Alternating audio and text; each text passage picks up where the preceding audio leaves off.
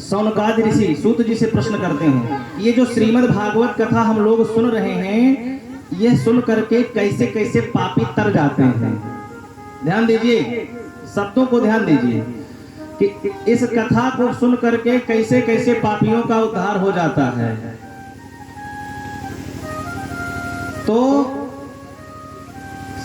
सूत जी महाराज कहते हैं कि आप ये मत कहिए कैसे कैसे पापी तर जाते हैं, ये तो बाद का विषय है। मैं तो ये कहता हूं कि जिसने पूरे जीवन में पाप के अलावा और कोई कर्म किया ही ना हो, पूरे जीवन में उसने केवल लूटपाट चोरी की हो, तमाम प्रकार के कुकर्म किए हों, और कदाचित वो मर भी जाए।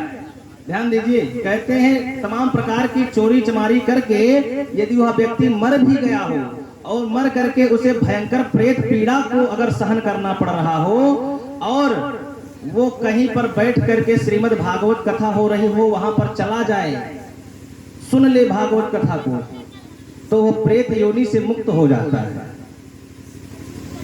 ये श्रीमद् भागवत कथा की महिमा है।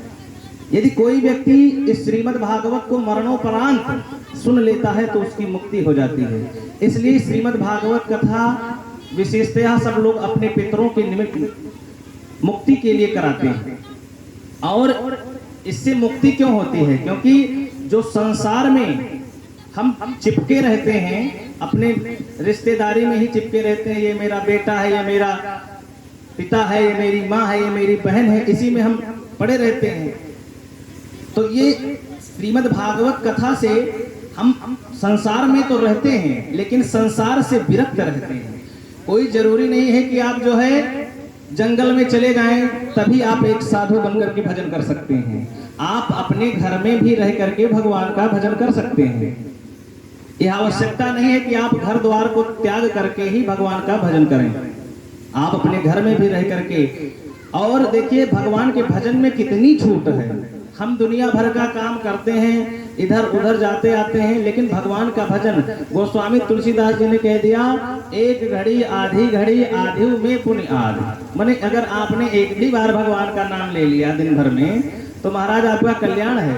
लेकिन ऐसे पापी जो कभी भी भगवान का नाम नहीं लिए, उनका क्या होगा? तो सूत जी महाराज कहते हैं कि ऐसे पापी जो जिंदगी में कभी भगवान का नाम न लिए हों, दान पुण्य न किए हों, और नंबर 1 के जो पापी हों, वो यदि मर जाएं और मरने के बाद प्रेत योनि में चले जाएं और वो कथा सुन लें तो उनका कल्याण हो जाता है। तो सौनकाद ऋषियों ने कहा कि आप ये कैसी बात कर रहे हैं?